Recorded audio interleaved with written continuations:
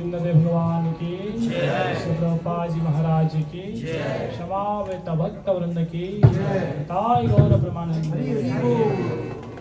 जय राधा माधव कुंज बिहारी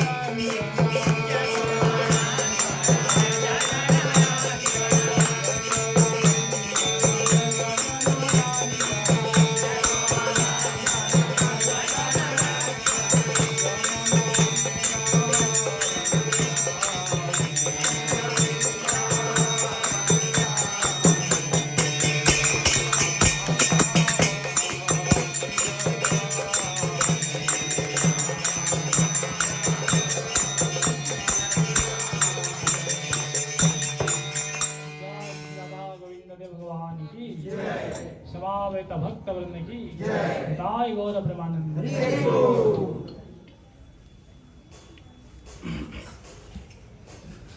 ओके, हरे कृष्णा। सबको सुनाई दे रहा है? किसी जो डिवोटी बैठे हैं सबको सुनाई दे रहा है? आवाज बढ़ाएंगे। हरे कृष्णा कृष्णा कृष्ण। ओके, तो हम लोग पहले प्रार्थना गाएंगे। आप लोग हाथ जोड़िए, मेरे पीछे बोलिए। ओम नमो भगवते वासुदेवाय। ओम नमो भगवते वासुदेवाय। ओम नमो भगवते वासुदेवाय। ओम नमो भगवते वासुदेवाय। ओम नमो भगवते वासुदेवाय। ओम नमो भगवते वासुदेवाय। नारायणं नमस्कृत्यं नारायणं नमस्कृत्यं नरं चैव नरोत्तमं नरं चैव नरोत्तमं देवीं सरस्वतीं व्यासं देवीं सरस्वतीं व्यासं ततो जायमुदीरये ततो जायमुदीरये। मूकं करोति वाचालं बन्धुं लङ्घयते गिरिं यत्कृपातमहं वन्दे श्रीगुरुदीनतारिणे श्रीगुरुतारिणे कृष्णाय वासुदेवाय कृष्णाय वासुदेवाय देवकीनन्दनाय च देवकीनन्दनाय च नन्दगोपकुमाराय नन्दगोपकुमाराय गोविन्दाय नमो नमः गोविन्दाय नमो नमः गुरवे गौरचन्द्राय राधिकाय तदालये कृष्णाय कृष्णभक्ताय कृष्णाय कृष्णभक्ताय तद्भक्ताय नमो नमः हे कृष्णा करुणा सिन्धु हे कृष्णा करुणा सिन्धु दीनबन्धु जगत्पते दीनबन्धु जगत्पते गोपेश गोपिकान्त गोपीश गोपिकान्त राधाकान्त नमस्तुते राधाकान्त नमोऽस्तुते तप्तकाञ्चन गौराङ्गी तप्तकाञ्चन गौराङ्गी राधे वृन्दावनेश्वरी राधे वृन्दावनेश्वरी वृषभानुसुते देवी वृषभानुसुते देवी प्रणमामि हरिप्रिये प्रणमामि हरिप्रिये जय श्रीकृष्ण चैतन्य जय श्री कृष्ण चैतन्य प्रभु नित्यानन्द प्रभु नित्यानंद श्री अद्वैता गदाधर श्री अद्वैत गदाधर श्रीवासादि गौरभक्तवृन्द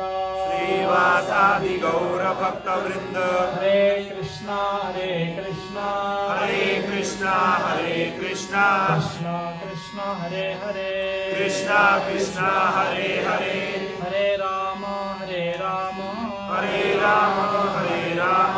राम राम हरे हरे राम राम हरे हरे हरे कृष्णा कृष्णा हरे कृष्णा कृष्णा कृष्णा हरे हरे कृष्णा कृष्णा हरे हरे हरे राम राम राम हरे हरे राम राम हरे हरे जोर से बोलिए हरे कृष्णा कृष्णा हरे कृष्णा कृष्णा कृष्णा हरे हरे कृष्णा कृष्णा हरे हरे हरे राम राम हरे राम राम राम हरे हरे राम राम हरे हरे हरे कृष्णा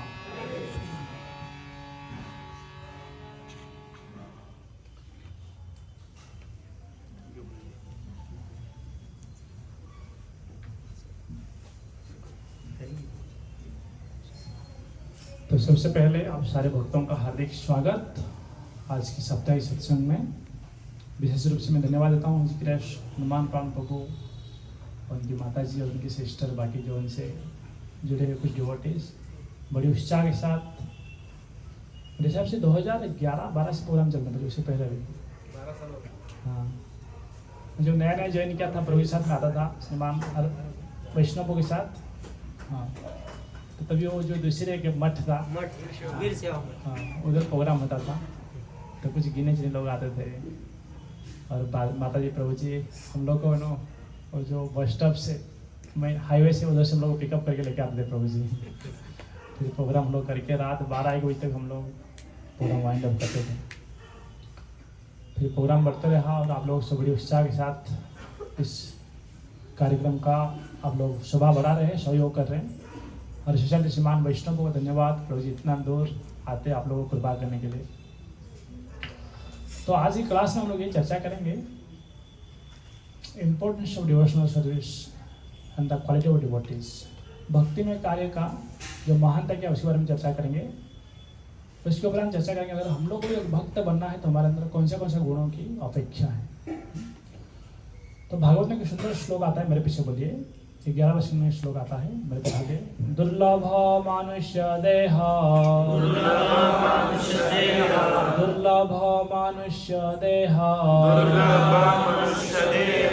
देहिनो क्षण भंगुरा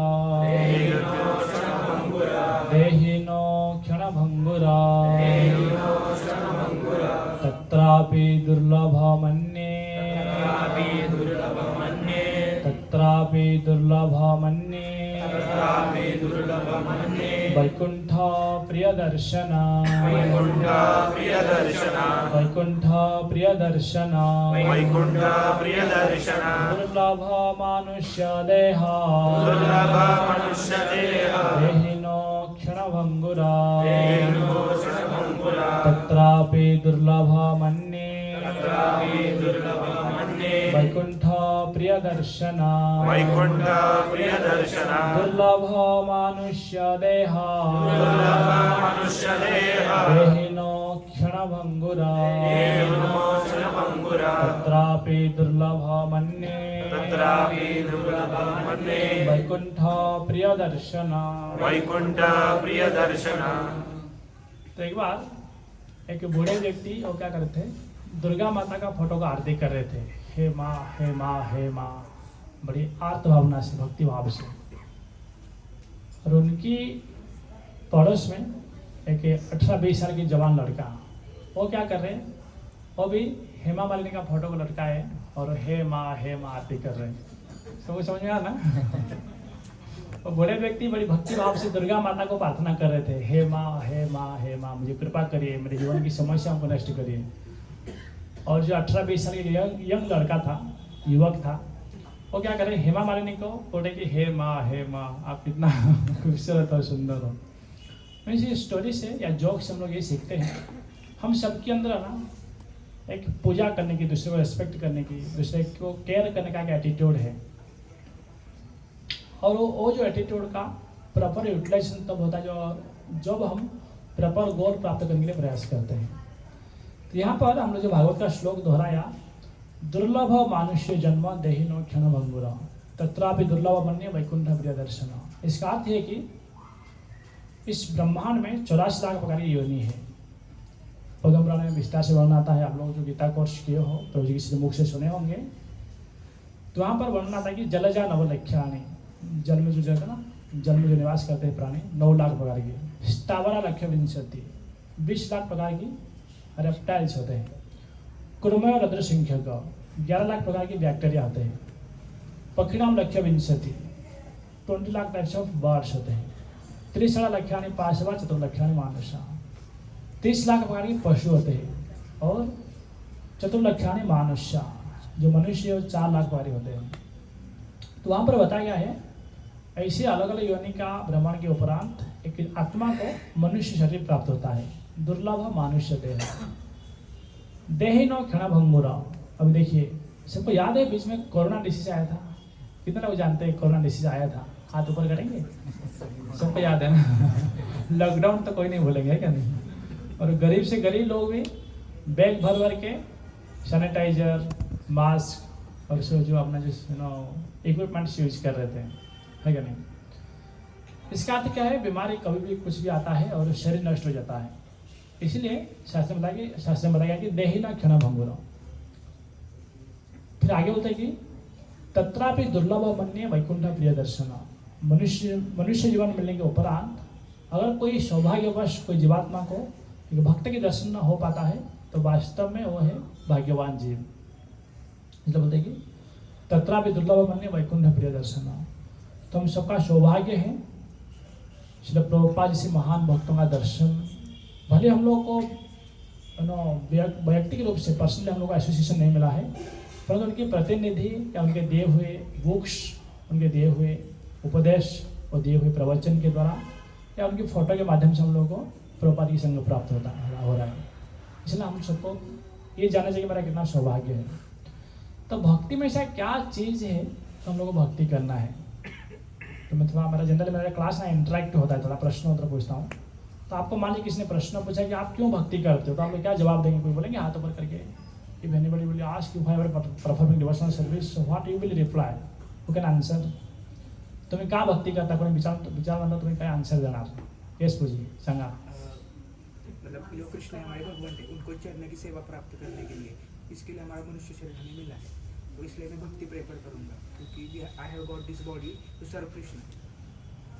okay, wonderful answer. Anybody else? सांगा पूजी तुम्ही भक्ती का करायची आहे? भक्ति क्यों करना चाहिए? आपके पास ये टाइम है, आप ओवर टाइम पार्ट टाइम करके पैसा भी कमा सकते थे, बराबर ना? पर भक्ति क्यों करना है?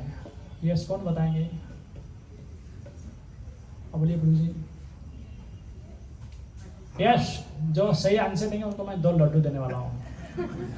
भगवान के महाप्रसाद का लड्डू लाया हूँ मैंने, और मंदिर के पास मेरे पास प्रसाद की डिपार्टमेंट है, इसलिए सही में लाया हूँ। यस, कौन बताएंगे? आप बोलेंगे माता जी? आपल्याला 84 लक्ष योनी फिरून जो मनुष्य जन्म मिळालेला आहे ते सार्थकी लावण्यासाठी आपण भगवंतांचा भक्ती करून पुन्हा भगवत धामात जाण्यासाठी आपण भक्ती केली पाहिजे। Okay, nice. और कोई? भक्ति क्यों करना चाहिए तो बताएंगे? सुख शांति लाना। ओके, ये जो आप लोग बता रहे हैं ना, इसको ना भक्ति का बाय प्रोडक्ट है। बाय प्रोडक्ट समझते ना, जैसे आप लोग एक पेन खरीद किया, सर एक मोबाइल खरीद किया, वैसे साथ एक छोटा सा कुछ चीज़ फ्री आता है, या अगरबत्ती खरीद किया कि माचिस फ्री में आता है क्या नहीं? जो माचिस बॉक्स ना, वो बाय प्रोडक्ट अगरबत्ती पैकेट का। तो वैसे भक्ति करता ना, ये सारी चीज़ें अपने आप आ जाता है। पर एक्चुअली भक्ति का जो वास्तव के लाभ क्या है, मैं आप लोगों को बता रहा हूँ, सुनिए। तो एक ग्रंथ है, वो ग्रंथ का नाम है गर्ग संहिता। मेरे हिसाब से प्रभु जी कभी कोट करते रहते हैं, क्योंकि वो बहुत पढ़ाई करते हैं उसके वो ग्रंथ को, और मैं उनसे प्रेरणा लिया हूँ पढ़ने का। तो वहाँ पर लिखा गया है, अगर कोई व्यक्ति भक्त बन जाते हैं तो भक्त का दर्शन मात्र से बाकी लोगों का जीवन सफल हो जाता है। समझ में ना? मान लीजिए मैं भक्त बन गया, तो मुझे जो जो देखे वो सबको कृष्ण भगवान याद आते हैं, या वो जो जीवात्मा का सारे पाप नष्ट हो जाता है। तो एक स्टोरी आप लोग सुने होंगे, फिर मैं कब तक कंटिन्यू करूँ? 1 hour, Gita 7:56, I will end by 8:55। Okay, Hare Krishna.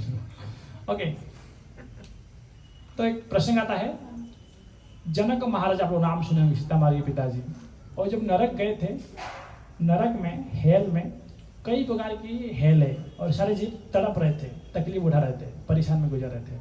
और जैसे ही जनक महाराज नरक में प्रवेश करते हैं, सारे जीवों का जो पीड़ा दूर हो जाता है, सबको सुखी अनुभव होने लगता है। और वो उतना नहीं, जनक महाराज क्या करते हैं, सारे जीवात्मा को वैकुंठ भेज देते हैं। ये एक भक्त का लाभ या बेनिफिट। दूसरी बताया गया है, अगर कोई व्यक्ति भक्त बन जाते हैं तो काल शक्ति, टाइम फैक्टर उसके ऊपर कार्य नहीं करता है।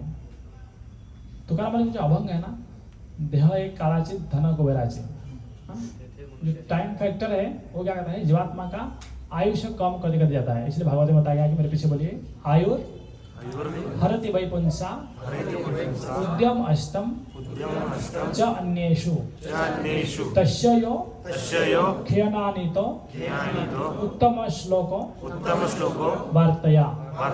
तो सुखदेव गोस्वामी बोलते परीक्षित महाराज को, जैसे कि सूर्योदय सूर्यास्त होता ना, ऐसे लोगों की उम्र कम होते जाता है। परंतु जो भगवान कृष्ण का गुणगान में लगा है, भगवान कृष्ण की दिव्य अलौकिक लीलाओं का चर्चा करते हैं, उनका कभी उम्र नष्ट नहीं होता है। ये है भक्ति मार्ग का लाभ। इसलिए जो डिवोटी है उनके ऊपर टाइम फैक्टर कार्य नहीं करता है। तीसरा लाभ यह बोलता है कि जो भी कोई व्यक्ति भक्त बन जाते हैं, उनके लेफ्ट साइड में कौमुदी गदा उनको प्रोटेक्ट करते हैं। जो भगवान विष्णु की जो गदा है ना, उस गदा का नाम है कौमुदी। मेरे पीछे बोले कौमुदी। वो कौमुदी गदा क्या कहता है, भक्त का चारों लेफ्ट साइड में प्रोटेक्ट करते हैं। अगर कोई व्यक्ति भक्त बन जाते हैं तो भक्त का राइट साइड में सुदर्शन चक्र उसको प्रोटेक्ट करते हैं। और बताया गया है, जो भी डिवोटी, जो भी कोई भक्त बन जाता है तो सामने से सारंग धनुष उसको प्रोटेक्ट करते हैं। मान लीजिए मैं भक्त बन गया तो भगवान की सारंग धनुष मेरे सामने से रक्षा करते हैं। और कोई भक्त बन जाते हैं, उनका पीछे से पंचजन्य शंख वो प्रोटेक्ट करते हैं। उतना ही नहीं, और कोई भक्त चलते चलते जाते हैं ना, तो उसकी सामने से पंचजन्य शंख बजता है, सावधान हरिभक्त आ रहे। एक छोटा सा स्टोरी है उसके बारे में, थोड़ा स्टोरी बोलता था, ये को अच्छा लगेगा। पर मुझे गौर गोविंद महाराज के मुख से मैं सुना था, ये महाभारत में वर्णित है। एक बार एक योगी थे, सिद्ध पुरुष, और ये कई शिष्य थे।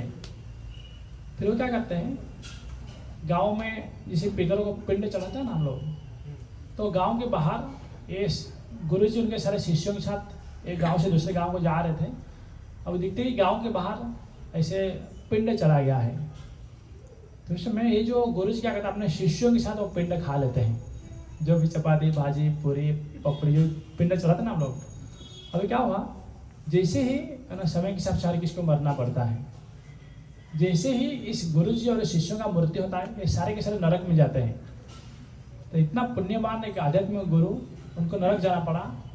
तो यमराज और चित्रगुप्त को ये जो गुरु जी पूछते हैं, मैं इतना बड़ा तपस्वी हूँ, एक आत्म साक्षात्कारी व्यक्ति हूँ, पर मेरा ऐसा कौन सा गलती हो गया कि मुझे नरक आना पड़ा।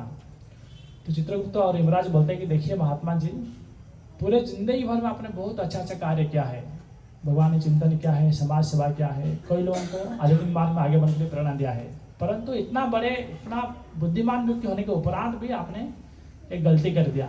वो गलती क्या था, प्रेतों को चढ़ाया हुआ पिंड को आपने खा लिया। इतना बड़ा व्यक्ति, आपने इतना बड़ा गलती कर दिया, इसलिए आपको नरक आना पड़ा। तो उस समय चित्रगुप्त और यमराज को ये जो महात्मा पूछते हैं, तो मेरा जो किए हुए पाप का परिणाम क्या भोगना पड़ेगा, मुझे क्या फल भोगना पड़ेगा। उस समय चित्रगुप्त और यमराज बोलते हैं कि आपको प्रेत बनना पड़ेगा। क्यों? क्योंकि प्रेत को चढ़ाया हुआ अन्न को आपने ग्रहण किया। तो कहा गया है कि सारे शिष्यों के साथ ये प्रेत बनते हैं। फिर चित्रगुप्त यमराज बोलते हैं कि आप जब तक एक हरि भक्त का सेवा नहीं करेंगे, संग नहीं करेंगे, तब तक आपको प्रेत योनि में रहना पड़ेगा। और प्रेत बन के कोई गांव में नहीं रहेंगे, आपको डेजर्ट में रहना पड़ेगा। डेजर्ट में हिंदी में रेगिस्तान बोलते हैं ना, रेगिस्तान समझते हैं हम लोग, बालोवन के मंदिर मार्केट में। तो कहा गया है अभी गलती क्या था, तो क्योंकि दुनिया का नियम है, हम लोग गलती किए तो हम लोग को उसका रिएक्शन भोगना ही पड़ेगा, समझ में ना। तो अभी क्या होता है, ये जो गुरुजी थे जो अपने शिष्यों के साथ वो पिंड खा लिए थे, एक रेगिस्तान जैसे मरुभूमि में उनको प्रेत बन के रुकना पड़ा। और वो कोई रेगिस्तान में क्यों कोई साधु संत जाएंगे, हरिभक्त क्यों जाएंगे, है क्या नहीं। पर कभी कोई साधु संत उधर जाते भी कुछ कारणवश। तो क्या होता है, ये प्रेत बन के सारे शिष्यों के साथ उधर रह रहा था। तब तो आलू भयानक तकलीफ, ढंग से पानी नहीं मिलता था पीने के लिए, खाने के लिए भी कुछ बंदोबस्त नहीं था। फिर वो तड़प तड़प के जीवन जी रहे थे। तो एक बार क्या हुआ, एक महान हरिभक्त, भगवान विष्णु के एक भक्त उधर से गुजर रहे थे।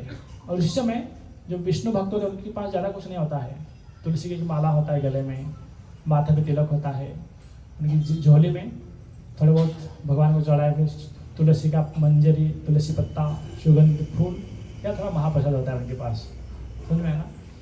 तो ये जो हरि भक्तों को ये सारे प्रेत लोग दर्शन करते हैं, तो समझ जाते आ रहे ये था कि अपॉर्चुनिटी है हम सबको, हम इस जो नरक की योनि से उधार पाने का।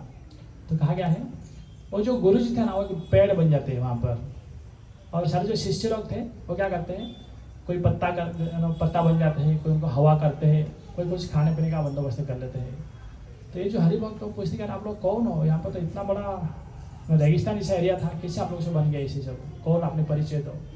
तो इसी में जो गुरु जी पेड़ बन गए थे वो बोलने लगते हैं, ऐसे ऐसे मैं किए हुए पाप के कारण मतलब मुझे इस प्रकार की पेड़ बनना पड़ा, और मुझे ये उपशाप मिला है, और कोई भक्त का मैं संग करूँ तो मुझे इस प्रकार की जो निम्न योनि से मुझे छुटकारा मिलेगा। तो कहा गया है ये जो हरिभक्त का ये लोग क्या करते हैं, सेवा करते हैं, और बाद में हरिभक्त का केवल थोड़ा सा संग, सेवा और दिए हुए महाप्रसाद से सारे जो प्रेत योनि से लोगों को मुक्ति मिलता है और भगवत चले जाते हैं। बोलिए श्री राधा गोविंद भगवान की जय। तो देखिए हम सबको श्रील प्रभुपाद ने इतना बड़ा एक देन दे रहे हैं, समझ में ना। तो इसलिए हम अगर भक्त बनते हैं तो यहाँ पर दरगेश ने मनाता है कि भक्त का जो पीछे से पंचजन्य शंख प्रोटेक्ट करते हैं, और भक्त जिसे चलते हैं उसी सामने वो शंख बजता है, सावधान महान भक्त आ रहे हैं। देखिए कितना मुझे आपको बेनिफिट है, भक्त आपको नहीं हम सबको, ठीक है ना। भक्त बनने का लाभ क्या होता है। फिर आगे कहा गया है अगर कोई व्यक्ति भक्त बनते हैं ना, तो उसके चारों ओर दिन रात पूरे 12 महीना उसको भगवान की जो धनुष और तीर प्रोटेक्ट करते रहते हैं, ताकि उसके जीवन में कुछ तकलीफ ना आए करके। फिर कहा गया है अगर कोई डिवोटी भक्त बन जाते हैं और वो थक गए ना, तो स्वयं गरुड़ जी अपने पंख से उनको ठंडक देते हैं, हवा देते हैं। हाँ, फिर आगे बताइए जहाँ भक्त जाते हैं ना, भगवान उनके पीछे पीछे जाते हैं, ये भक्ति का महत्व है। इसके रेफरेंस में एक सुंदर श्लोक आता है उद्धव गीता में, भागवत का 11 श्लोक में। मेरे पीछे बोलिए श्लोक बोलिए। हाँ बोलिए। ना न तथा में प्रियतम आत्मयोनि न शंकर न च संकर्षण न श्री नैवात्मजो यथा भवान। तो भगवान कृष्ण बोलते हैं कि हे उद्धव, न तथा में प्रियतम आत्मयोनि न शंकर। कृष्ण बोलते हे उद्धव, जो आत्मयोनि ब्रह्मा जी जो कि कमल पुष्प से जन्म हुए, वो मुझे इतना प्रिय नहीं है, या मेरा भाई शंकर से मुझे इतना प्रिय नहीं है, या शिव जी मुझे इतना प्रिय नहीं है, या मेरा अर्धांगिनी लक्ष्मी जी मुझे इतना प्रिय नहीं जितना मेरे भक्त है। इसलिए मैं क्या कर रहा हूँ, अनुव्रजामि अहम नित्यम पूयेत अंग्रि रेणुवि। बोलिए मेरे पीछे बोलिए। निरपेक्ष मुनि शांत निर्वैर समदर्शिवी अनुव्रजामि अहम नित्यम पूयेत अंग्रि रेणुवि। तो भगवान कृष्ण बोल रहे कि मेरे भक्त इतना प्रिय है, मैं उनके पीछे पीछे भागता हूँ। तो इससे इनमें से ना हम लोगों को खुश नहीं होना चाहिए यार मैं भी भक्त हूँ, मेरे पीछे भगवान आ रहे हैं। नहीं, एक भक्त है तो उनके अंदर कौन सा गुण होना चाहिए, कृष्ण बोलते हैं। वो बोलते कि निरपेक्ष, जो डिवोटी होते हैं ना वो इम्पार्शियल होते हैं, किसी का बाजू नहीं लेते हैं। भगवान को पाने के लिए जिन जिन चीज़ों का अनुकूल है उसको ही स्वीकार करते हैं और लोगों को उस मार्ग में आगे बढ़ने के लिए प्रवृत्त करते हैं। इसलिए जो डिवोटी का फर्स्ट पढ़ लेगी निरपेक्ष। फिर मुनि का अर्थ क्या है, वो मननशील है, भगवान की लीलाओं का गुणों का मनन करते हैं। निरपेक्ष मुनि शांत बोलते हैं जो डिवोटी होते हैं वो हर स्थिति में स्थिर रहते हैं। निरपेक्ष मुनि शांत निर्वैर समदर्शी भी, जो भक्त का कोई शत्रु नहीं होते। इसलिए भक्त का नाम है, मेरे पीछे बोलिए, अजात शत्रु। अजात शत्रु का अर्थ समझ गए ना, बोलते जिसका कोई शत्रु है ही नहीं, वो होते भक्त।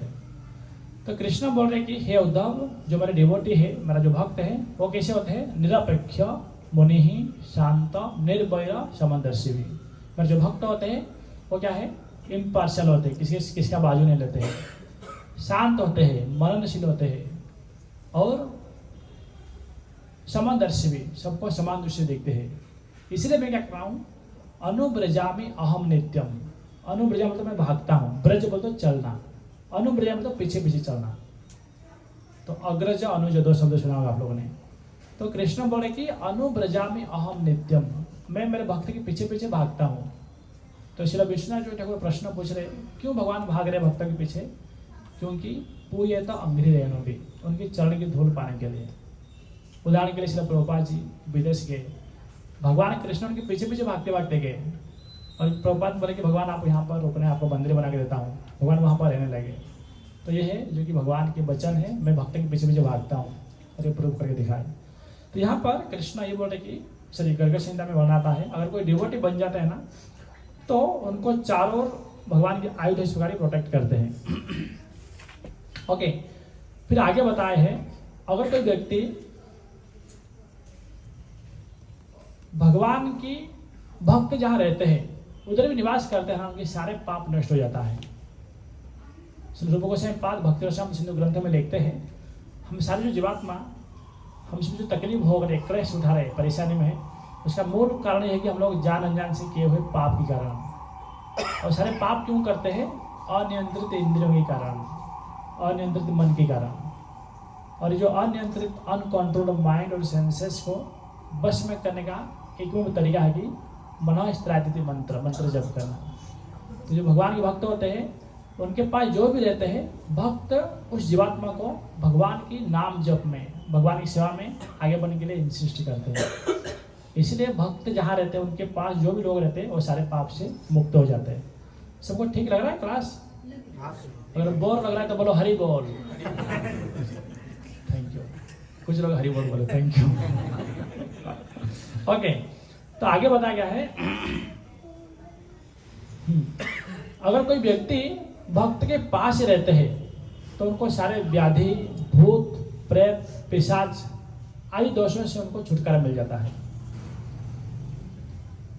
शास्त्र में ये बनाता है कि those who have no piety can not have darshan of devotee, जिसके अंदर पिछले जन्म की पुण्य नहीं है उनको भगवान के भक्तों की दर्शन नहीं होता है। तो हम लोग कितना सौभाग्यवान सोचिए।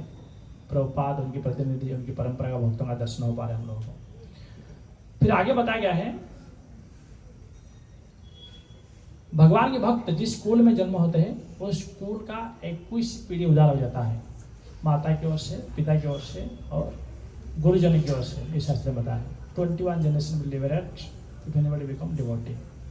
फिर आगे बताया गया है खाली भक्त का नहीं बल्कि भक्त के घर में जो कुत्ता है, बिल्ली है या जो सर्वेंट है, नौकर चाकर है, वो सबको भगवान की कृपा मिलता है और वो भक्ति के पास कोई रहते हैं तो इतना बड़ा पावर है।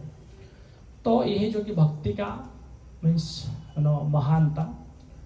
तो क्यों भक्ति करना चाहिए, भक्ति का शक्ति क्या है, उसके बारे में और एक सुंदर स्टोरी आता है, ध्यान सुनिए। श्रीमद् भागवत का 5वां स्कंद में स्टोरी बनाता है। कहा गया है जब जड़ भरत और रघुगण के संवाद में, इस दुनिया में सबसे लो कॉन्शियसनेस के जो जीव है ना वो है पेड़ पौधा, दुब ग्रास। और आपकी यहाँ पर ज़्यादा क्या उगता है, सेंगडा ना, ओस, मूंगफली, ये सारे जो है ना प्लांट क्रीपर्स है ना, ये सबसे लो चेतना का जीव होते हैं। उससे बढ़कर जो चेतना का जीव होते हैं कीड़े मकोड़े, क्योंकि पेड़ पौधा घूम नहीं पाते कहाँ, उधर ही खड़े रहते हैं ठंडी गर्मी बारिश में। कीड़े मकोड़े थोड़ा घूम पाते हैं। तो पेड़ पौधा से उच्च चेतना का जीव होते हैं कीड़े मकोड़े, उनसे उच्च चेतना का जीव होते हैं मांसाहारी प्राणी, वाघ, शेर इत्यादि।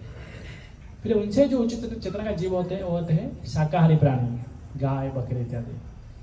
उनसे उच्च चेतना का जीव होते हैं मनुष्य, जैसे हम लोगों से भी उच्च चेतना का जीव होते हैं देवी देवताएं। भागवत में बताता है देवी देवताओं से भी उच्च चेतना का जो जीव होते हैं वो है स्वयं भगवान ब्रह्मा जी। ब्रह्मा से बढ़कर ये उच्च चेतना का जीव होते हैं शिव जी। शिव जी से बढ़कर जो उच्च चेतना का जीव होते हैं भगवान विष्णु। विष्णु से बढ़कर कोई जीव है उच्च चेतना का, वो होते हैं भगवान कृष्ण। कृष्ण से बढ़कर अगर कोई जीवात्मा है वो है कृष्ण भक्त। सबको समझ में आया? अब इसे कितना लोग भगवत गीता देखे हो? गीता लाएंगे, गीता है पीछे। तो देखिए भगवत गीता में भगवान कृष्ण क्या करे, ड्राइवर बने हैं किनका, उनके भक्त का, बराबर ना। तो इसका क्या है, इसका अर्थ क्या है, कृष्ण से बढ़कर कोई व्यक्ति है कृष्ण भक्त है, इसलिए कृष्ण क्या करे, उनके ड्राइवर बने हुए। आप लोग पिछला महीना आप लोग सब दामोदर अष्टकम किया ना, तो यशोदा माँ क्या करे, कृष्ण को बांधने के लिए भाग रहे, छड़ी दिखा के, मीन्स डरा रहे। मीन्स इसका अर्थ क्या है, भगवान किसी से डर रहे, मीन्स भगवान से बढ़कर वो व्यक्ति है, वो है कृष्ण भक्त। समझा ना हम लोगों? तो इतना जो कृष्ण भक्त का इतना उच्च स्तर है। तो अभी सबके मन में प्रश्न आ सकता, तो फिर हम लोग कृष्ण भक्त बनना है तो हमारे अंदर कौन सा गुणों की जरूरत है, उसके बारे में छोटा सा मैं स्टोरी बोलता हूँ, फिर कुछ फिलोसफिकल चीज़ें बताएंगे समय के हिसाब से।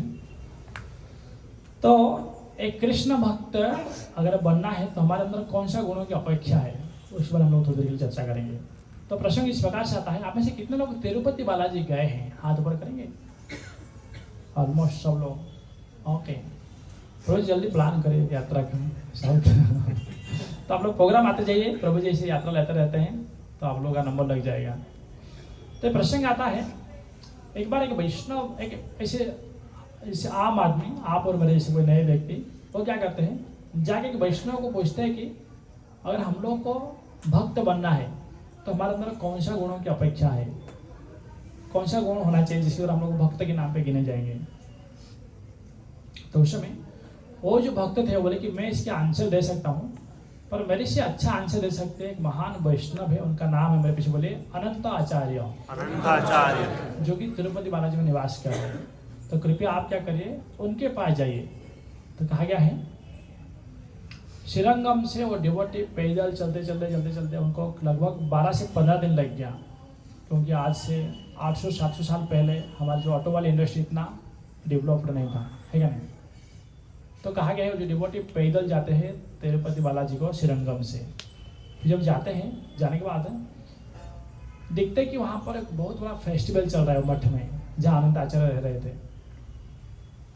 फिर ये पूछते हैं यहाँ पर अनंत आचार्य कौन है, मुझे उनकी संग लेना है, उनसे कुछ बातचीत करना है। तो इस समय सारे डिवोटी बोलते हैं देखिए वो जो प्रभु जी खड़े हैं ना, उनका नाम है अनंत आचार्य, वो थोड़ा बिजी लग रहे, थोड़ा सेवा में व्यस्त लग रहे। तो कहा गया जो डिवोटी आए थे श्रीरंगम से, वो जाते हैं अनंत आचार्य को बोलते हैं गुरुदेव दंडवत प्रणाम, मैं ऐसे श्रीरंगम से आया हूँ, मेरा कुछ प्रश्न है, उसका थोड़ा उत्तर दे सकते तो अच्छा रहेगा। तो उस समय आनंद आचार्य बोले कि देखिए आज बड़ा फेस्टिवल चल रहा है आश्रम में, और अभी कहाँ 500 भक्त प्रसाद लेके गए हैं, और अभी अभी फिर से 700 भक्त आने वाले हैं प्रसादम के लिए। तो आप क्या करो, थोड़ा प्रसादम बांटने के लिए मदद करो, जैसे गेस्ट चले जाएंगे हम लोग चर्चा करेंगे।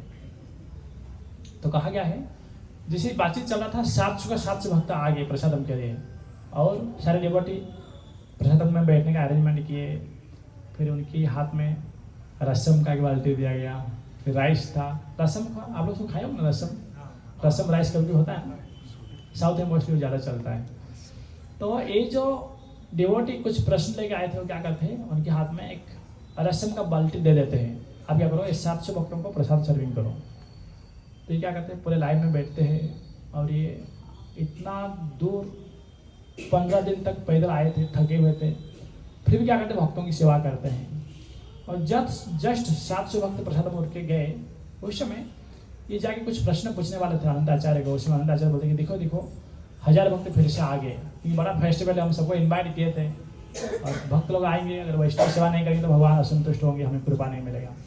इसलिए हमें क्या करना है, भक्तों का सेवा को पहला प्रायोरिटी देना है, प्राधान्य देना है। तो कहते हैं फिर से जब 1000 भक्त आके बैठे, तभी क्या किए, फिर से उनको प्रसादम सर्विंग करने लगे, राइस रसम जो भी XYZ आइटम्स था। फिर बाद में ये पूरा थके हुए थे, फिर जस्ट प्रसादम के लिए बैठे हुए तो अनंत आचार्य बोलते कि अरे 5 मिनट और सेवा कर लो, अभी जस्ट 1500 भक्त आए, ये लास्ट बैच है, उनको प्रसादम सर्विंग कर लेंगे, फिर हम लोग बैठ के चर्चा करेंगे। अभी आप और मैं होते ना, सोचते बरों दे मला कसला इकडे मरायचे, मी माझी छान खाऊन झोपतो। पर वो क्या किए, जस्ट ना खाने का प्लेट उनके सामने है, प्रसादम प्लेट सामने है, और उड़ गए, और क्या किया, सारे जो 1500 भक्त आए थे सब सर्विंग करने लगे, और रात 12 बज गया था। जब सारे भक्त उठ के गए, तभी ये जो अनंत आचार्य भक्त को बुलाते पास में, और बोलते कि आप शायद कुछ प्रश्न पूछने वाले थे ना। और इस समय ये जो भक्त बोलते कि ये गुरुदेव, मेरे अंदर ये प्रश्न है कि एक भक्त का लक्षण क्या होना चाहिए, for the symptom of a devotee. उस समय अनंत आचार्य बोलते कि एक भक्त के पास ये 4 गुण होना चाहिए। मेरे पीछे आप लोग दोहराएंगे, ठीक है ना? बोलिए, devotee should be like salt. Devotee should be like chicken. Devotee should be like han. Devotee should be like you. तो अनंत आचार्य बोलते हैं कि जो भक्त है उनके अंदर 4 गुण होना चाहिए। पहला कि भक्तों को नमक जैसा होना चाहिए, दूसरा कि भक्तों को बगुला जैसा होना चाहिए, बगला म्हणतो मराठी में ना, बगुला। तीसरा बोलते कि भक्त को कोंबड़ी जैसा होना चाहिए, मुर्गी, मराठी में क्या बोलते हैं, मुर्गी बोलते हैं, कोंबड़ी। और चौथा बोलते कि भक्त को आपका जैसा होना चाहिए। तो इसका अर्थ इस प्रकार से अनंत आचार्य बोल रहे थे, जिससे कि आप इतना थके हुए इतना दूर आए थे, और जब हम आपको सेवा में लगा दिया तो आपके पास ऑप्शन था कि खुद प्रसाद विसाद लेके कोई कोने में सो जाएंगे, बाद में कल परसों मिलता हूँ ना, अभी क्यों इतना पड़ी है मुझे, आप ये सोच सकते थे। पर आपने क्या किया, भक्तों को प्रसाद सर्विंग किया, और कब तक, जब तक सारे भक्त नहीं गए, फिर बाद में आपने क्या किया, खुद प्रसाद को बैठा। तो एक भक्त का पहला लक्षण ये होता है, वो क्या करते हैं, दूसरे भक्त का अच्छे से केयर करते हैं, फिर बाद में खुद के बारे में सोचते हैं। तो मेरे गुरुदेव श्री राधानाथ स्वामी महाराज उनकी प्रवचन में बताते हैं, वो बोलते कि मान लीजिए एक आश्रम में 20 ब्रह्मचारी रह रहे हैं या 20 भक्त रह रहे हैं भक्त समाज में। अगर हर कोई सोचेगा कि मैं मेरा ही करूं, मैं मेरा ही ख्याल रखूं, तो वो भक्त इतना सिक्योर नहीं जितना 19 ब्रह्मचारी सोचेंगे कि, या 19 भक्त सोचेंगे मैं कैसे वो भक्त का ख्याल करूं। सबको समझ में आ रहा है ना? जैसे मान लीजिए भक्त समाज में 20 भक्त है, हर कोई भक्त सोचेगा कि मैं मेरा जपा करता हूँ, मेरा सेवा साधना करता हूँ, दूसरे भक्त जो भी करना है करने दो, मुझे क्यों पड़ी है। और ये सोचेंगे तो आपका लाइफ इतना सिक्योर नहीं, क्योंकि हम अकेले ज़्यादा समय भक्ति नहीं कर सकते। इसलिए हमारे वैष्णव आचार्य बोलते हैं, मेरे पीछे बोलिए, एकाके अमारा नहीं पाया बाला, हरि नाम संकीर्तने तुम्हें कृपा करी श्रद्धा बिंदु दिया देह कृष्ण प्राण धने। कृष्ण तो आचार्य के जीवन में दिखाते हैं अगर आपको भक्ति करना है तो आपको अकेले में पॉसिबल नहीं है। तो प्रभुपाद इसी सिद्धांत को एक स्टोरी के रूप में बताते हैं। मान लीजिए एक छोटा सा धागा है तो कोई भी आसानी से उसको तोड़ देगा, पर 100 धागा जब एक साथ आते हैं कि बड़ा रस्सी बन जाता है तो रस्सी को कोई नहीं तोड़ सकता है, भले हमारा हाथ टूट जाएगा। तो वैसे जब हम भक्त समाज दृढ़ है, हमारे अंदर अगर कोऑपरेशन है, फॉरगिवनेस है, ह्यूमिलिटी है, टॉलरेंस एटीट्यूड है, तो हम क्या करेंगे, समाज में वो क्रांति कर पाएंगे जो अकेले में नहीं कर पाएंगे। पानी है क्या पानी? तो ये है जो कि भक्त का एकाग्रता का लाभ, समझ लेना। तो इसलिए यहाँ पर अनंत आचार्य भक्त को बोले कि भक्त के अंदर एक गुण होना चाहिए जो आपके अंदर गुण है। आप क्या करें, दूसरे को साथ में लेके चल रहे हैं।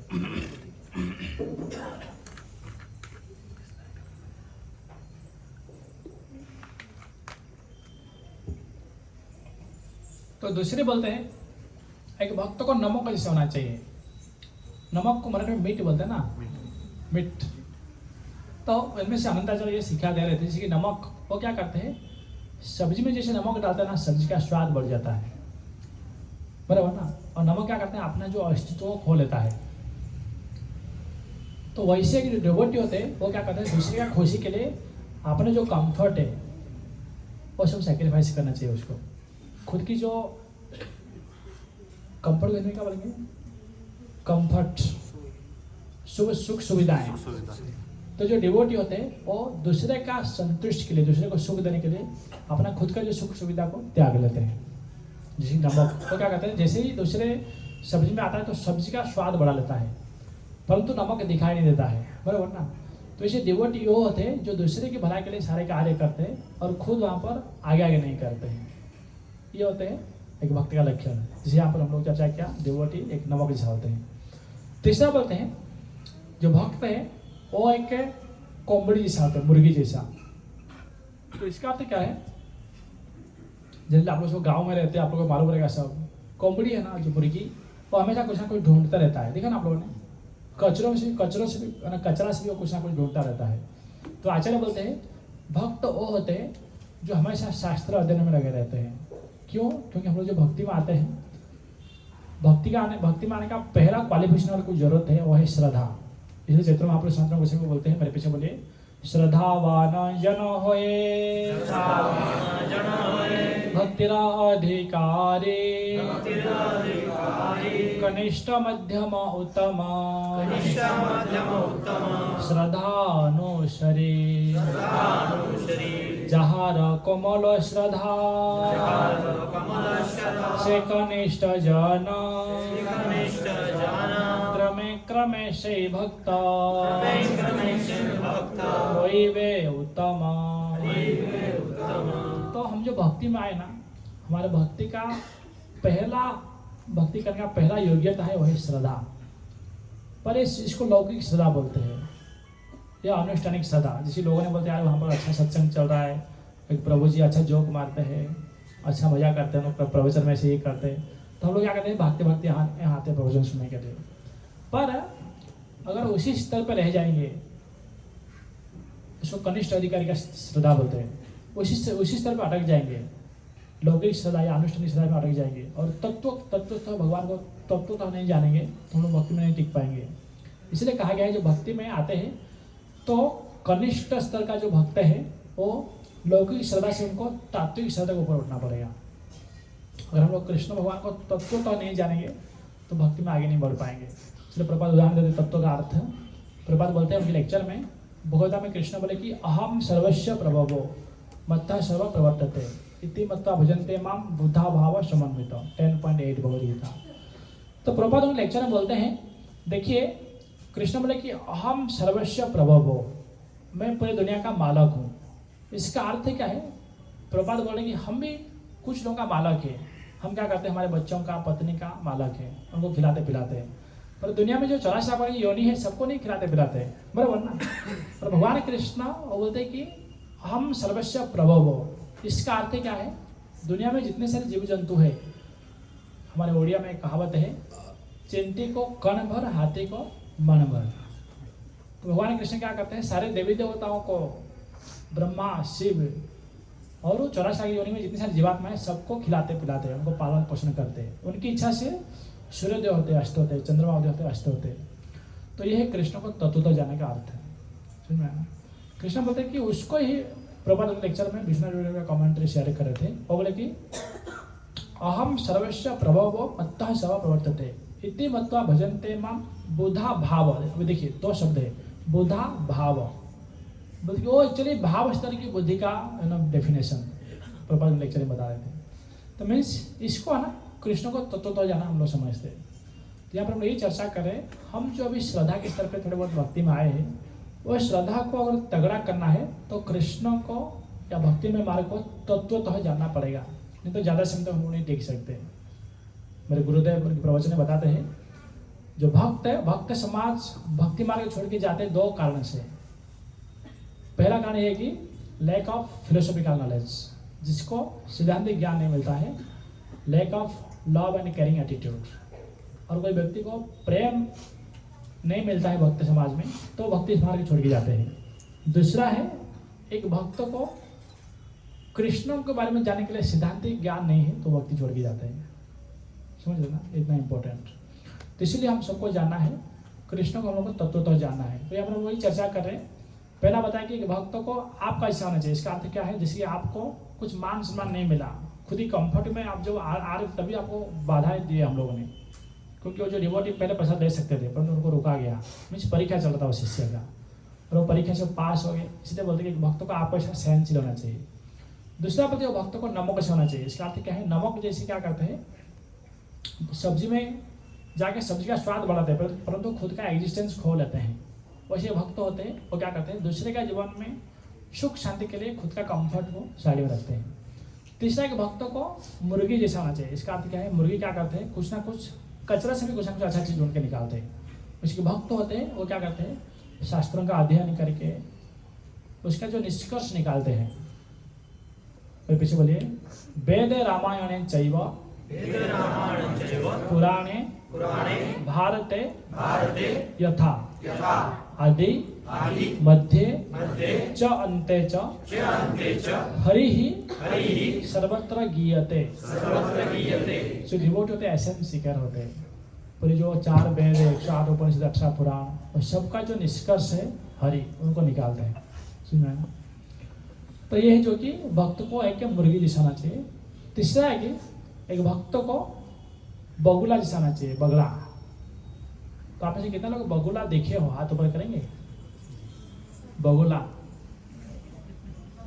एक्चुअली मैं एक लेक्चर दे रहा था पूना में, हमारे नेगेटिव में, तो बोले कि बगुला क्या होता है। पहली बार कुछ लोगों को सोने पहुंचे, जो लाइव रिपोर्ट में पहुंची फिर उनको मुझे ना लैपटॉप में गूगल से दिखाना पड़ा। इसको बोलते हैं कि क्रैन बगला मानते जाला ना, क्योंकि सिटी में रहता लोग उनको मालूम नहीं। तो जी आपकी खेती में आते हो ना बगुला, बारिश का दिन में एटलीस्ट हम लोग भाग्यवान हो। एक्चुअली शास्त्र समझना ना, गाँव में रहना पड़ेगा, क्योंकि गाँव से बहुत सारे उदाहरण आपको दिखाई देगा शास्त्र से। तो बगुला क्या करता है, आपको मालूम रहेगा, स्पेशली कृष्णा नदी यहाँ पर बह रहा है। तो बगुला क्या करता है, जो खेती में है ना या नाले में जब पानी बहता है ना, तो उसमें बहुत सारे मछली भी जाता रहता है। तो बगुला क्या करता है कि योगी ऋषि मुनि जैसे ध्यान से देखता रहता है। जो छोटा छोटा मछली है ना उसको इग्नोर करता है, जान दो। जब बड़ा मछली था टक करके उठाता है और आपने अन्न ग्रहण करता है। तो आचार्य बोलते हैं एक भक्त को बगुला का अर्थ क्या है, वो क्या करते हैं, जीवन में जितने सारे प्रलोभन आता है ना उस सबको इग्नोर करते हैं, नेग्लेक्ट करते हैं, उनको गो अवॉइड करते रहते हैं। पर भक्ति के लिए कुछ अनुकूल चीज़ आया उसको क्या करते हैं, जीवन में संग्रह करते हैं, ग्रहण करते हैं। समझ में आया? तो यही जो कि भक्ति के अंदर 4 गुण होना चाहिए।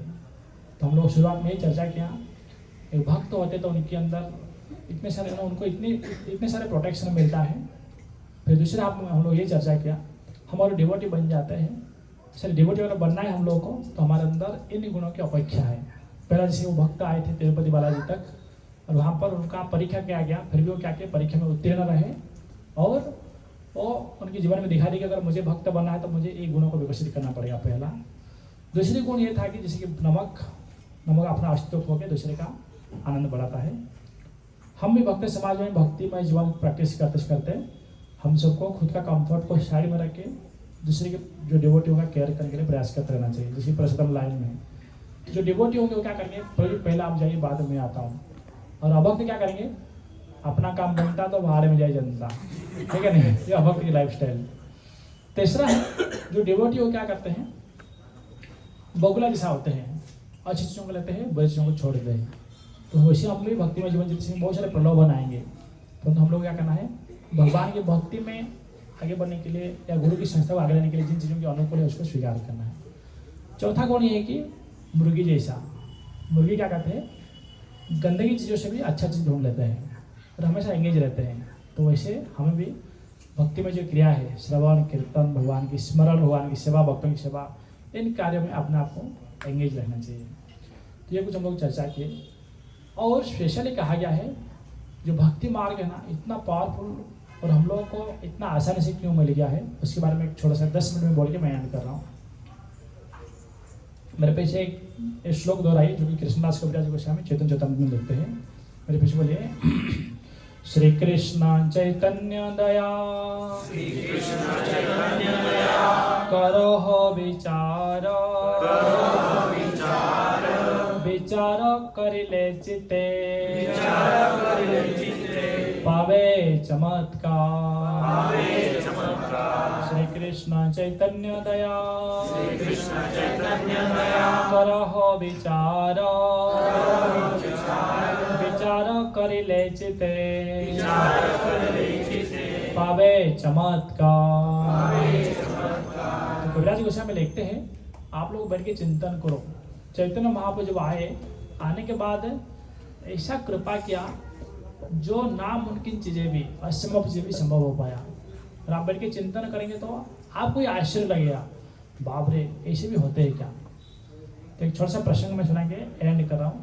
आप में से कितना लोग नदिया नवद्वीप मायापुर यात्रा गए हो? How many of you visited to Mayapur yatra, Nadia Nabadwip? तो जगह मेरे का स्टोरी सुनाता हूँ, सबको मालूम है। तो इन्हें बताया आप लोग जगह मजा का स्टोरी कितना लोग सुने, हाथ ऊपर करिए। सब ने सुना ना, क्योंकि शिष्य में नो बहुत इंपॉर्टेंट है। शॉर्ट में बताइए, एंड करता हूँ। तो ये श्लोक है, श्री कृष्ण चैतन्य दया करो विचार, विचार कर ले चित्ते पावे चमत्कार। तो भगवान चैतन्य महाप्रभु आए, वो क्या किए, ऐसी गिरे हुए व्यक्तियों को कृपा किए जो कि कोई व्यक्ति नहीं सोच पाया कि बाबा मेरा जीवन कहाँ से कहाँ बदल गया, ठीक है ना। तो 2 स्टोरी बोल के मैं एंड कर रहा हूँ। तो स्टोरी इस प्रकार से, नदिया नवद्वीप जो वेस्ट बंगाल में एक स्थान है, वहाँ पर 2 ब्राह्मण पुत्र रह रहे थे।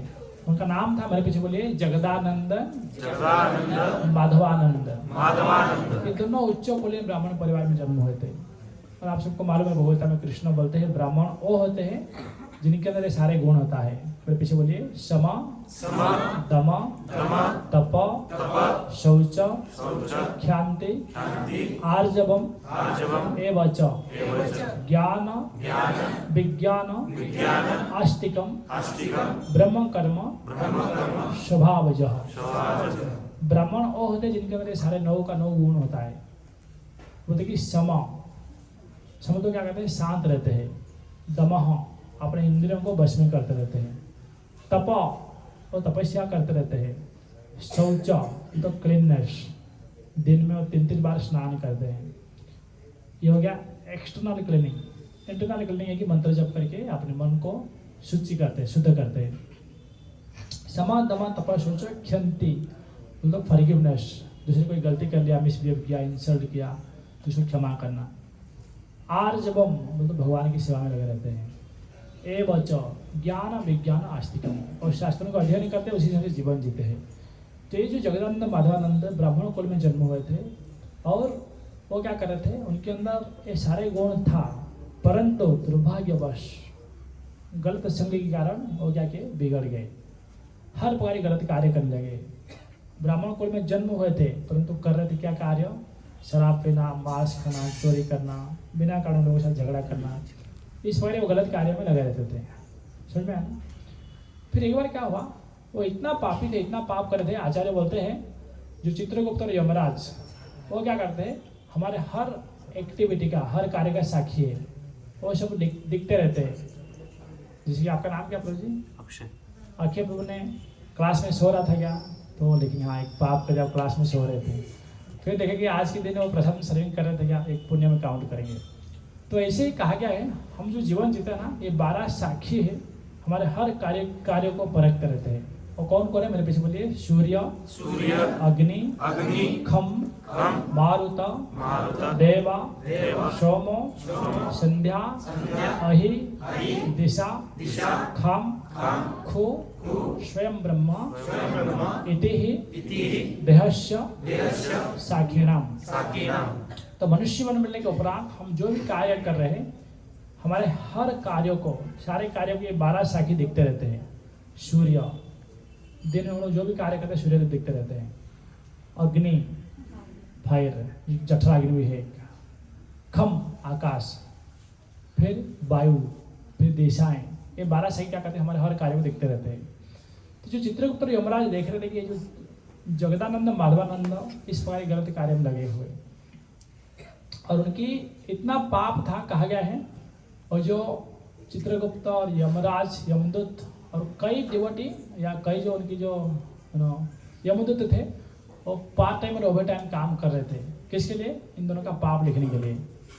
तो ये पाप लिखे जस्ट व्यक्ति ने, जो जगदानंद ने क्या किया, मर्डर किया। लेकिन कि पहले और एक पाप आया था, वो चोरी भी किया, फिर घर पे भी आग लगाया। तो कहा गया इतना वो पाप कर रहे थे दोनों, लिखते लिखते ऐसे चित्रगुप्त यमराज और कई एसोसिएट लिखते लिखते वो थक गए थे। और वो लोग ने ये डिसाइड किया कि हम लोग क्या करना है, जॉब रिजाइन नहीं करना है, हम लिखने के लिए हमारे अंदर शक्ति नहीं है, इतना लोग पापी है। तो कहा गया है वो जो जगदानंद माधवानंद इतना पाप करते हैं, सारे जो चित्रगुप्त और यमराज और सारे एसोसिएट थक गए थे। फिर इतना पापियों को उद्धार करने के लिए भगवान चैतन्य महाप्रभु के मन में एक विचार आता है। तो इसलिए चैतन्य महाप्रभु क्या करते हैं, उनके जितने सारे एसोसिएट थे उन सबको बुलाते हैं और पीछे बोलिए, सुनो सुनो नित्यानंद, सुनो नित्यानंद, सुनो हरिदास, आमार आज्ञा सर्वत्र, करह प्रकाश, प्रति घरे घरे गया, करो ए भिक्षा, बोलो कृष्ण भजो कृष्ण, करो कृष्ण शिक्षा। तो चैतन्य बाबू क्या करते हैं, हरिदास ठाकुर नित्यानंद प्रभु को बुलाते हैं और बोलते हैं आप क्या करो, हर घर में जाओ और भीख मांगो। किस चीज का? धन संपत्ति, चावल, अनाज की नहीं। उनको बोलो कि बोलो कृष्ण, भजो कृष्ण, करो कृष्ण शिक्षा। उनको क्या करो, आप कृष्ण नाम लेने में इंसिस्ट करो। कहा गया है जब जगदानंद ऐसे हरिदास ठाकुर नित्यानंद प्रभु जाते हैं, फिर घूमते घूमते आते हैं, तो जो नित्यानंद प्रभु है ना, वो कौन है? वो आदि गुरु है, भगवान के पहला विस्तार गुरु। और नित्यानंद प्रभु वो ऐसी पर्सनालिटी, वो हमेशा होलसेल ही सोचते हैं, मतलब मैं कैसे सबको एकदम कृपा करूँ। अभी उदाहरण के लिए, और कोई छोटा सा पापी को मदद करेंगे तो उसको ही लाभ होगा, बड़ा पापी को मदद किया ना तो सारे पापियों का उद्धार हो जाएगा। ऐसा ब्रॉड विजन होता है स्पिरिचुअल मास्टर की। तो नित्यानंद प्रभु क्या सोचते हैं, मैं इस दुनिया में सबसे बड़े पापी को प्रचार करूं, अगर उसकी जीवन उद्धार हो जाएगा तो बाकी लोग भी इस मार्ग में आगे बढ़ेंगे, भक्ति मार्ग में, और उनका भी जीवन कल्याण हो जाएगा। तो इसी दृष्टि से नित्यानंद प्रभु क्या करते हैं, जाते हैं जगदानंद माधवानंद जो ब्राह्मण बच्चे थे, गलत कार्य में लगे थे उनके पास, और उनको बोलते कि देखो आप लोग इतने अच्छे कुलीन परिवार से हो, क्यों इस पर गलत कार्य में लगे हुए हो, आप क्या करो, भगवान की भजन करो, भक्ति करो। उस समय जो माधवानंद कहा गया ना, वो बहुत शराब पिया था, और जब नित्यानंद प्रभु इस प्रकार की उनको उपदेश दे रहे थे, उस समय माधवानंद क्या करते हैं, और मटका में जो शराब पी रहे थे, और मटका लेके ही नित्यानंद प्रभु को पेटते हैं, और उस समय नित्यानंद प्रभु के शरीर से रक्त आने लगता है। और उस समय कहा गया है हरिदास ठाकुर भागते भागते जाके चैतन्य महाप्रभु को बताते हैं, और चैतन्य महाप्रभु गुस्से होकर आते हैं यहाँ पर, और देखते कि स्वयं बलराम जी जो कि नित्यानंद प्रभु, उनकी कपोल से रक्त बह रहा है। उसमें नित्यानंद प्रभु क्या करते हैं, श्री चैतन्य महाप्रभु गुस्से हो जाते हैं और अपने सुदर्शन चक्र को आह्वान करते हैं। और आचार्य बोलते हैं सुदर्शन चक्र आज भी यहाँ पर है। तो ऐसे बना जो हम सबको ये सारे दिव्य चीज दिखाई नहीं देता है। क्यों? क्योंकि आप लोग गीता कोर्स में सुने होंगे, हमारे अंदर 4 दोष है। कौन सा किसी याद है? हमारे अंदर कौन सा कमी है? 4 दोष क्या क्या है हमारे अंदर? आगे पाठ पीछे से पाठ। Imperfect senses, probabilism, commit mistake, cheating propensity, है क्या नहीं? अपूर्ण इंद्रियां, हम क्या करते हैं? गलतियां करते हैं, भ्रमित होते हैं, दूसरे को ठगने की वृत्ति हमारे अंदर है। गीता को से प्रभु जी बताया होगा, पर प्रॉब्लम ये कि आगे पाठ पीछे सपाट हो गया है। तो देखिए ये जो कमियां होता है, मैं किससे संबंधी बता रहा था? सुदर्शन चक्र। हाँ, ये जो दिव्य चीज आज भी यहाँ पर उपलब्ध है, परंतु हम नहीं देख पा रहे क्योंकि बद्धजीव के अंदर 4 कमियां होता है करके। पर भगवान या शुद्ध भक्ति से चीजों को देख पाते हैं। तो अभी सुदर्शन चक्र जैसे प्रकट हुआ, तो सुदर्शन चक्र के द्वारा और माधवानंद का गर्दन काटने वाले थे चैतन्य महाप्रभु। उस समय नित्यानंद प्रभु क्या करते हैं? चैतन्य महाप्रभु का चरणों को पकड़ते हैं और बोलते हैं कि प्रभु, इस दुनिया में हर कोई व्यक्ति थोड़ा बहुत पापी है, और आप इस युग में प्रकट हुए हो पापियों को मारने के लिए नहीं, बल्कि पापियों को आश्रय देने के लिए, ठीक है नहीं? आप क्या हो? मर्यादा पुरुषोत्तम नहीं हो, लीला पुरुषोत्तम नहीं हो, आप क्या हो? औदार्य पुरुषोत्तम हो, उदार दिखाने के लिए सबको। इसलिए दुनिया में हर कोई व्यक्ति पापी है, और आप सबको मारने बैठेंगे तो कोई भी जीवित नहीं रहेंगे। इसलिए आप क्या करिए? कृपा करिए। तो आचार्य बोलते हैं, चैतन्य महाप्रभु क्या करते हैं? उस जो नित्यानंद प्रभु की प्रार्थना के कारण चैतन्य महाप्रभु क्या करते हैं? माधवानंद को आलिंगन करते हैं और सारे पाप उसकी नष्ट हो जाता है। तो आचार्य बोलते हैं कि यह जो कि भगवान चैतन्य महाप्रभु की कृपा, इसलिए हम लोग ये चर्चा किया। श्री कृष्ण चैतन्य दया करो विचार, विचार करते चित्ते पावे चमत्कार। तो चैतन्य महाप्रभु ने क्या किया? इतना बड़े पापियों को अपने जीवन में स्थान दे दिया और सारे पापों से उसको छुटकारा दे दिया। तो आचार्य बोलते हैं, जैसे ही अब में से कितना लोग चैतन्य भागवत ग्रंथ पढ़े होंगे? यहाँ पर जो सीनियर डिवोटी है, चैतन्य भागवत एक ग्रंथ है जहाँ पर चैतन्य महाप्रभु के बारे में डीप जानकारी है। तो यहाँ पर आपको दर्शन ले रहे हैं पंचतत्व मंत्र, और पीछे बोलिए श्री कृष्ण चैतन्य प्रभु नित्यानंद श्री अद्वैत गदाधर श्रीवासादि गौर भक्त वृंद। तो इसका अर्थ क्या है? भगवान कृष्ण खुद एक भक्त बन के आए, चैतन्य महाप्रभु बन के, और बलराम जी और नित्यानंद बन के आए। अद्वैत आचार्य बोलते शिव जी, गदाधर पंडित बोलते राधा रानी, श्रीवास ठाकुर बोलते नारद मुनि। वो क्या कहे? भक्ति के रूप में आए हैं। अपन ही आचार्य भक्ति भाव अंगीकार, अपन ही आचार्य भक्ति सिखाए में सवार। तो भगवान क्या के भक्त बन के आए, और वो क्या करे? भक्ति कैसे करना है सिखाते हैं, और बड़े बड़े पापियों को भी क्या करते हैं? भगवान अपने जीवन में स्थान देते हैं। विष्णु सहस्त्र नाम अर्थात एक श्लोक आता है, उसका नाम है, मेरे पीछे बोलिए, निमिष और निमिष। तो आचार्य उनके ऊपर कमेंट्री करते हैं, बोलते कि निमिष का अर्थ है कि आंख। निमिष का अर्थ है कि भगवान क्या करते हैं? कोई व्यक्ति अगर थोड़ा सा भी अच्छा कार्य करता है ना, आंख फाड़ के देखते हैं। और अनिमिष का अर्थ क्या है? थोड़ा सा भी अगर गलती करता ना, या बड़े बड़े गलती भी करता ना जीवात्मा, भगवान उसको आंख बंद कर लेते हैं। ये भगवान की विशेषता। व्यक्ति का दोष को नहीं देखते, केवल गुणों को देखते हैं भगवान। तो वही भगवान चैतन्य महाप्रभु बन के आए हैं और बड़े से बड़े पापियों को उद्धार किए। तो इनमें से ना हम लोग को यही सीखना है, ये समझना है, भगवान की कृपा। आचार्य बोलते कि Lord's mercy is flowing like anything, we have to accumulate it. तो भगवान की कृपा इस प्रकार बह रहा है, हम सबको उस कृपा को धारण करना है, इस मार्ग में जुड़े रहते हुए डेली हम लोग को उसी कार्य को करते रहना चाहिए। सुबह उठना है, नाम जप करना है, सेवा करना है, साधना करना है। ये एटीट्यूड और करते रहेंगे तो समय के हिसाब से हम लोग प्यूरिफाई होंगे। एक लास्ट स्टोरी बोल के एंड कर रहा हूँ। तत्त कर्म प्रवर्तनात् बलदेव बोले ने बताए थे, बहुत इंटरेस्टिंग स्टोरी, आपको अच्छा लगेगा। तो रूप गोस्वामी पाद बोलते हैं, भक्ति में अगर आपको आगे बढ़ना है ना, उत्साह निश्चय धैर्य तत्त कर्म प्रवर्तनात्, हमेशा उत्साह रहना है। और जो पहला दिन में आपको जो ईश्वर ने बताया, सुबह उठना है, नाम जप करना है, भगवान को आरती करना है, प्रसाद पाना है, वही कार्य आखिरी सांस तक करते रहना चाहिए। तो श्री वैष्णव आचार्य का एक स्टोरी इस प्रकार से आता है, कैसे कि जीवात्मा वही कार्य को डेली करते रहे और एक दिन आया भगवान उनको दर्शन दे, और आज उनकी समाधि है, लोग जाके उनसे प्रेरणा लेते हैं।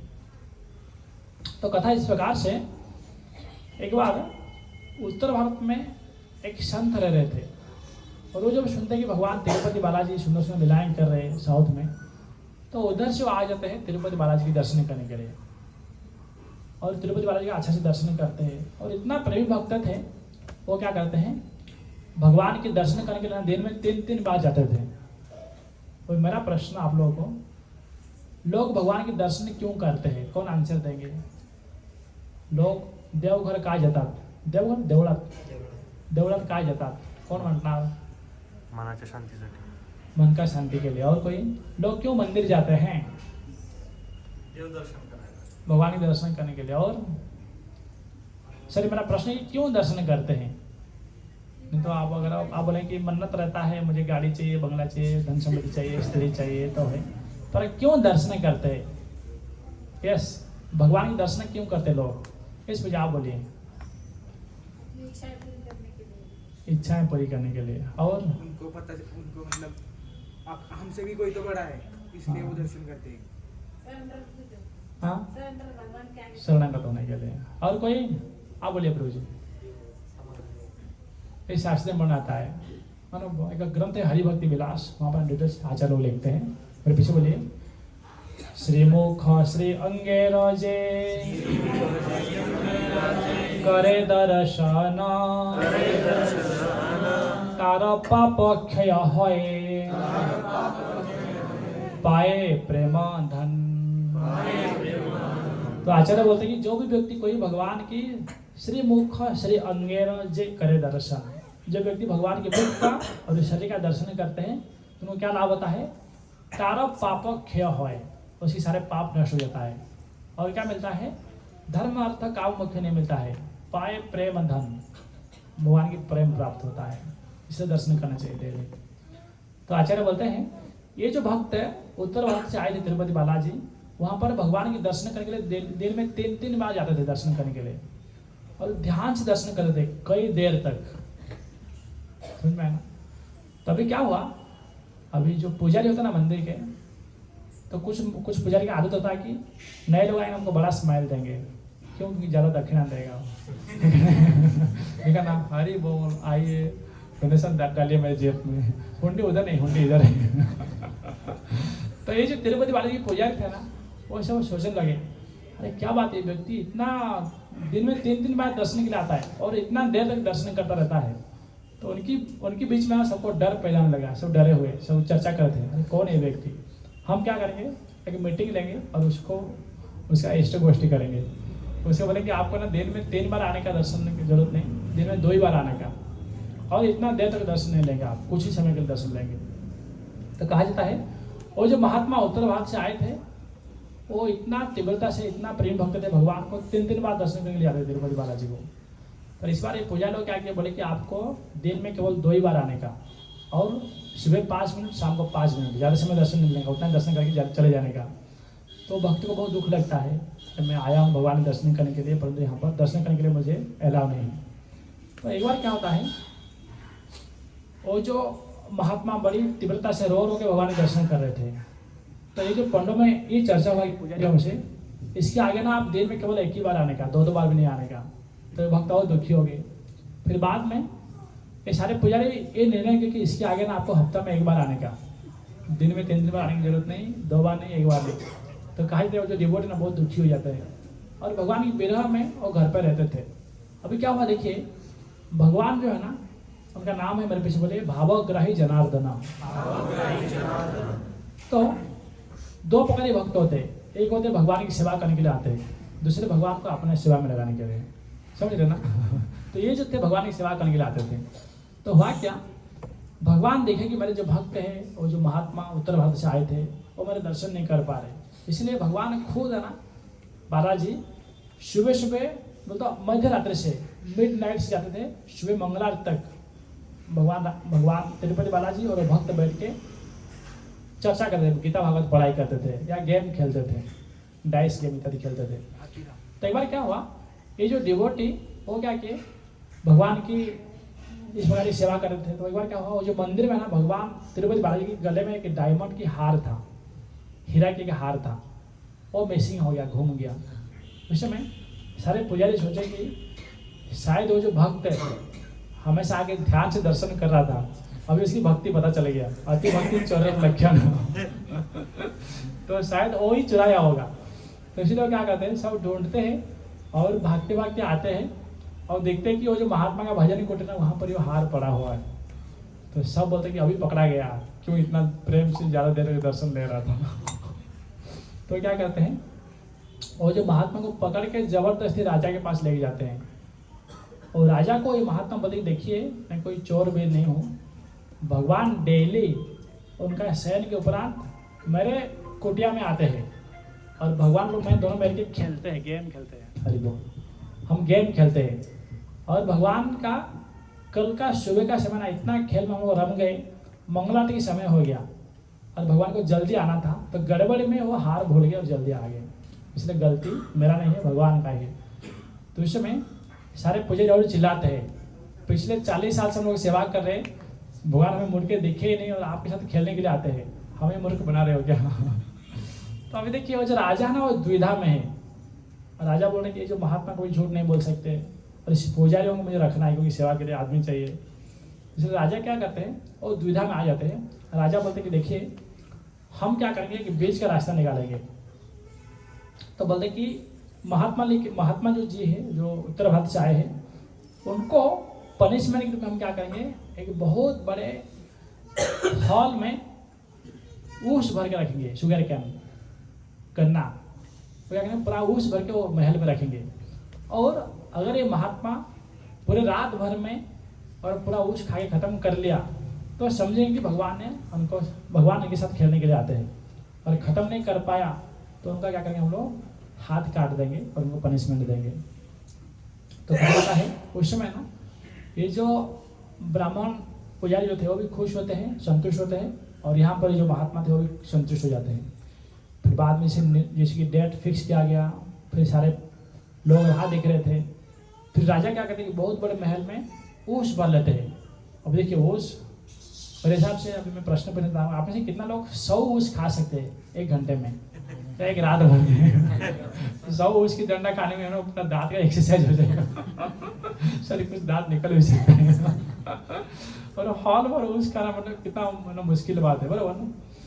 तो अभी ये जो महात्मा थे वो क्या करें, भगवान तिरुपति को प्रार्थना करें, प्रभु आपका और मेरे इज्जत की सवाल है तो कुछ तो आप करिए।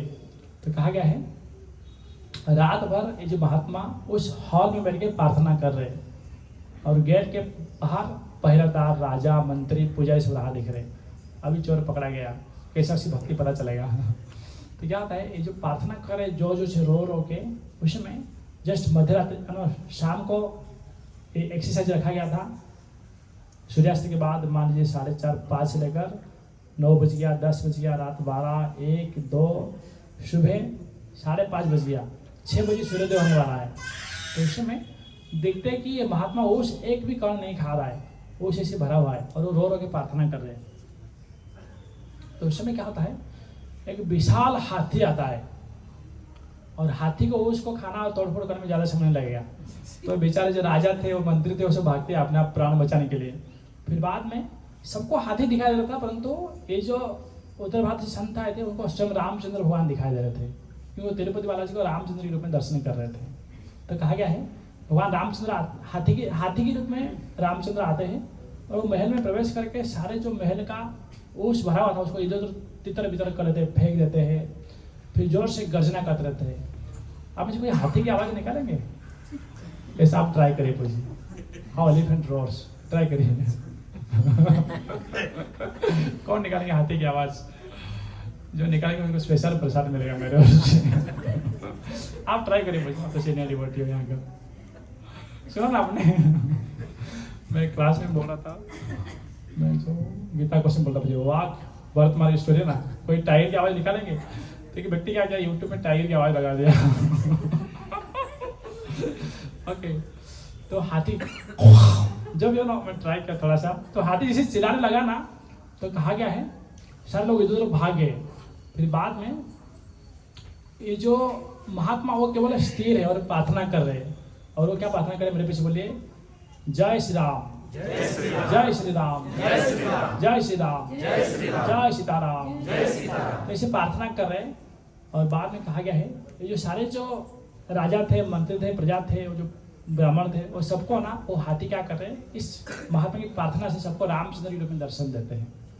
और इसीलिए आज अगर आप जाएंगे तिरुपति बालाजी, तो वहाँ पर एक महात्मा का समाधि है, उनका नाम है, मेरे पीछे बोलिए, हाथीराम महाराज। हाथीराम महाराज। तो इस स्टोरी से हम लोग क्या सीखते हैं, तत् कर्म प्रवर्तनात्। जैसे हाथीराम महाराज उत्तर भारत से आए थे, दिल्ली दर्शन करने के लिए जाते थे, पुजारी उनको रुका दिया इसके आगे नहीं आने का 3 बार, तभी वो ऐसा नहीं कि भक्ति छोड़ दिए, वो क्या कि 2 बार जाने लगे। फिर बोले कि आपको 2 बार भी नहीं आना है, तो 1 बार जाने लगे। फिर उनको पूरा मंदिर बंद कर दिया, फिर भी वो अपना भक्तिमय क्रियाओं को कंटिन्यू करने लगे। तो इसका परिणाम ये हुआ कि कभी भी उनको आरोप आ गया बिना कारण से, फिर भी अपना भक्ति नहीं छोड़े। और उसका नतीजा ये हुआ कि वो इतने बड़े संत बन गए, लोग दुनिया भर के जाके उनकी श्री चरण में दंडवत करते हैं, उनसे कृपा की भिक्षा लेते हैं।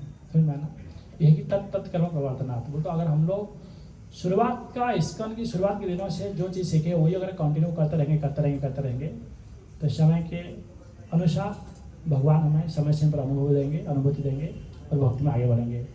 Thank you so much for patience hearing me. Hare Krishna Krishna Krishna Hare Hare, Hare Ram Ram Ram Hare Hare. तो मैं सबसे पहले श्रीमान वैष्णव